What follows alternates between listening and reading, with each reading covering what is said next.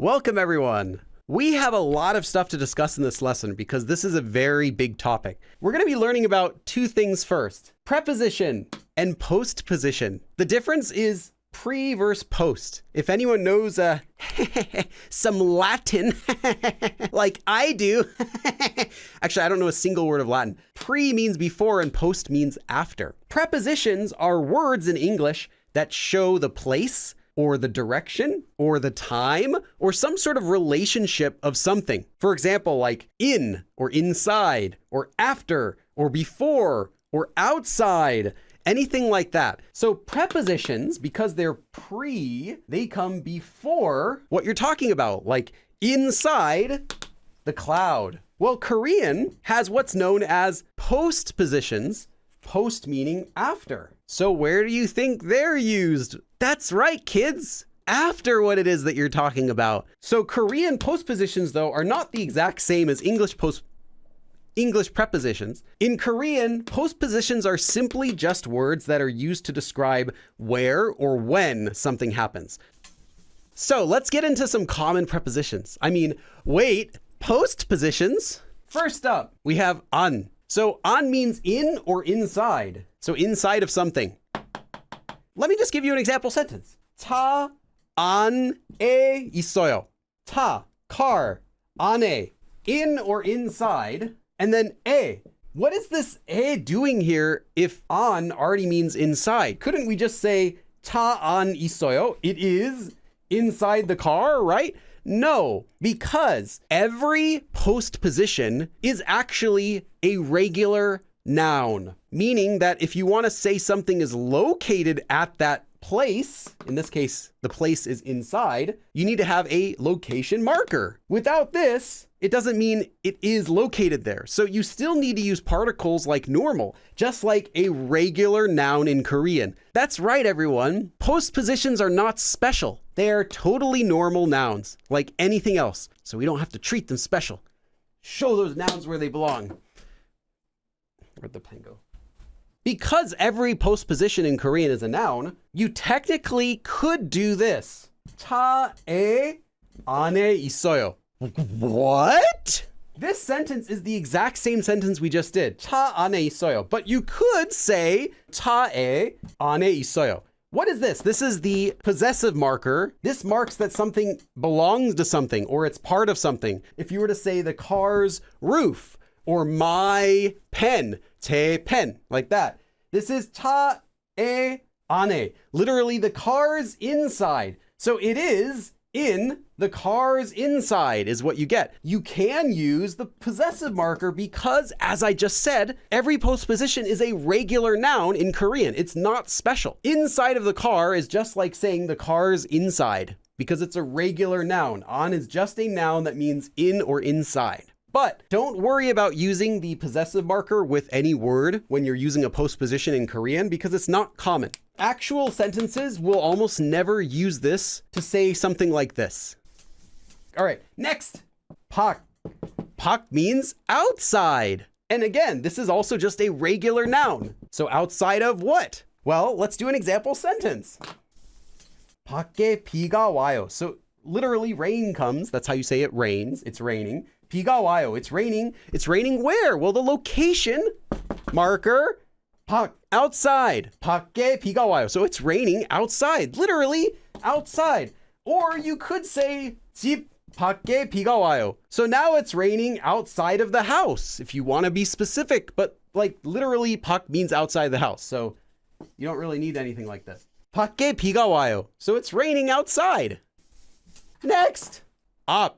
앞 has a few different translations. The most simple translation for 앞 is front, as in saying in front of. But it can also just be used to mean the front. It can also mean forward. Anything this way, like this, is 앞.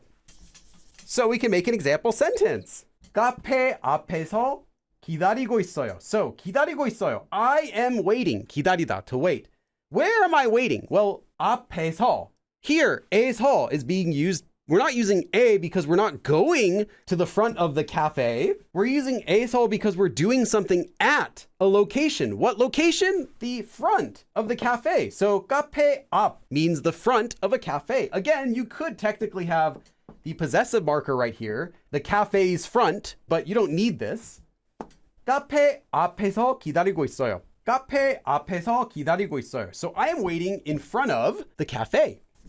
There's one more thing you should know. Now, this is not a postposition. This is an adverb.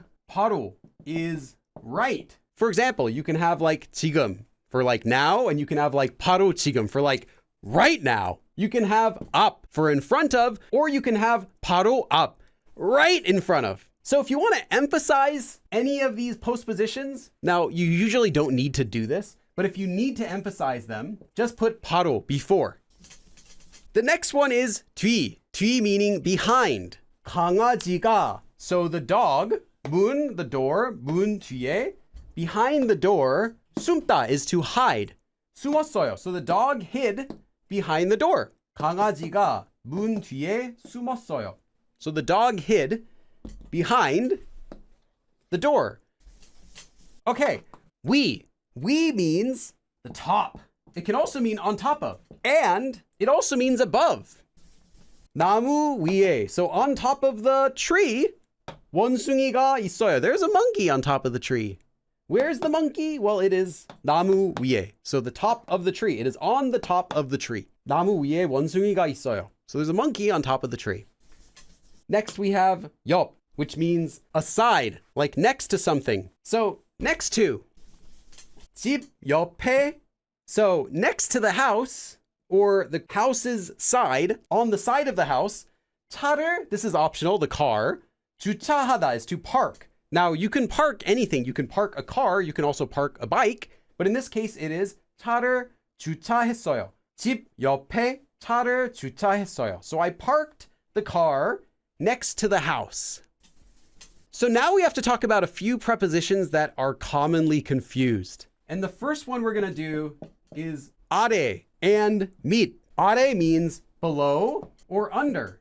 And 밑 means below or under. They have different nuances though. 아래 means below some level. So you can kind of think of it like this, like here's a level, and 아래 means anywhere below that level. 밑, however, doesn't mean below a certain level. It means underneath something. So maybe there's an object here, and it's somewhere here. So the key difference is that 아래 is talking about being below or under relative to something. So relative to some level. And 밑, however, means underneath or below something. So it kind of has the nuance of like the base or the foundation of something, or maybe on the ground, like that. So here's one example first of 아래. 창문 아래에 고양이가 있어요. So there is a cat below or under relative to the level of the window. So here's the window. So in this case, the level is the window. And then somewhere below here, you have the cat. It looks like a rat.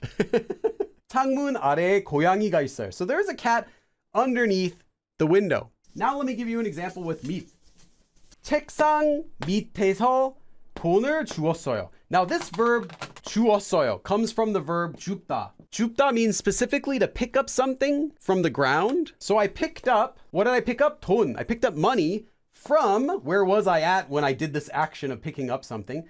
밑에서, below or under the desk. So I picked up money underneath the desk. So 밑에서 here, we have an object. In this case, it's the desk. And we are located somewhere below there. So it implies the base or the foundation of the desk. If you don't need to specify that something's like relatively lower specifically, or on the bottom of something specifically, like at the base, you can use either 아래 or 밑 in the same way to say below or under.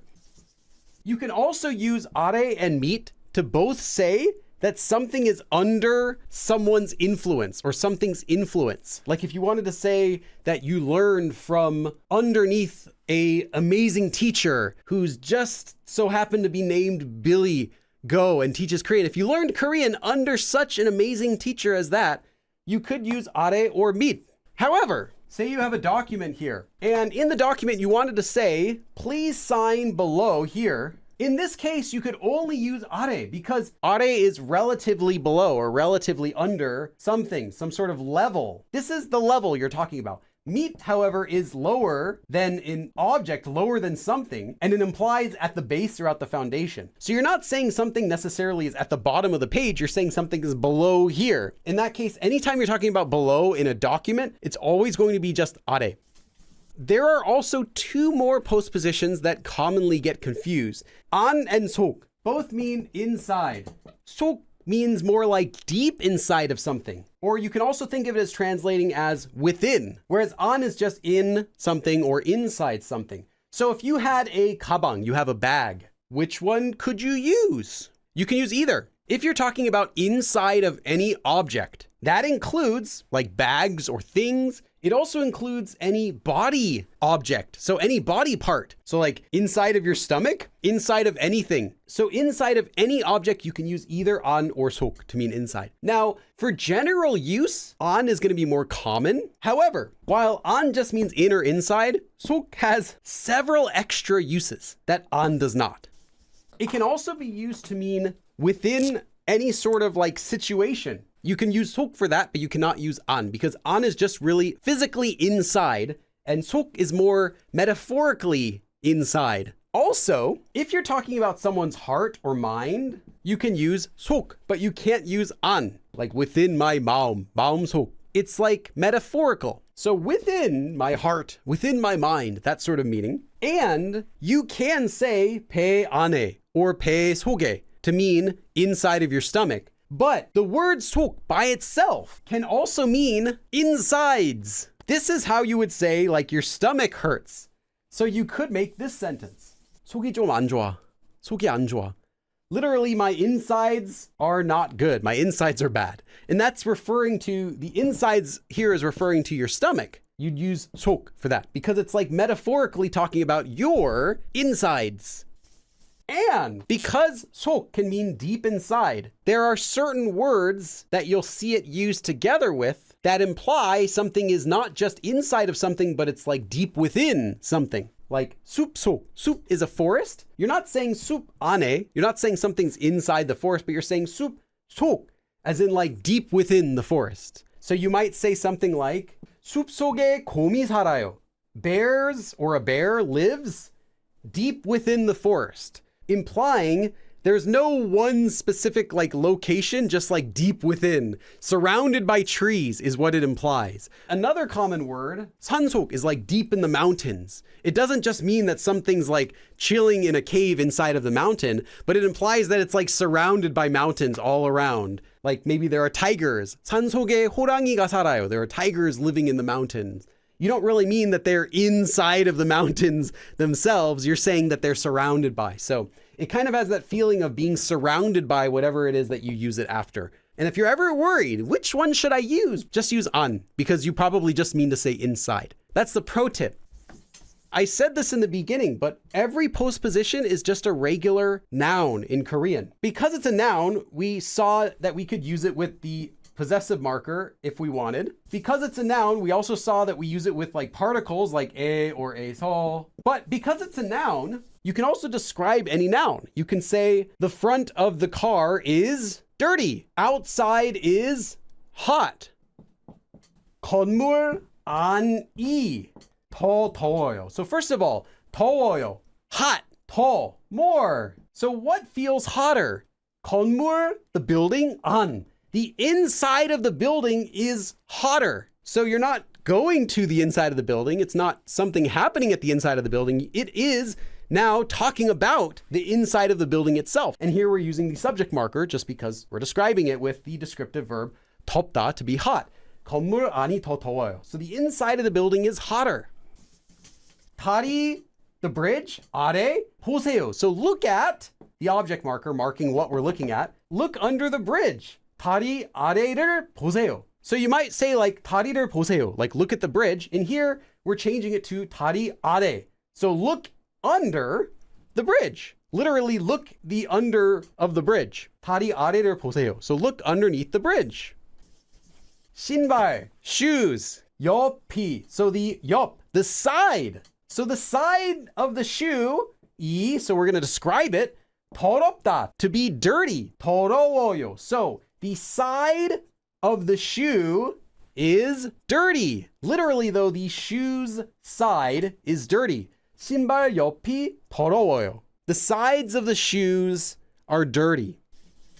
There actually is a word in Korean for preposition and postposition. 전치사 and 후치사. 전 is a 한자 word that means before, and 후 means after. Therefore, 전치사 means preposition, and 후치사 means postposition. That is our entire lesson on postpositions. Everyone, thank you for coming, and I will see you again next time. 그럼 다음에 또 봐.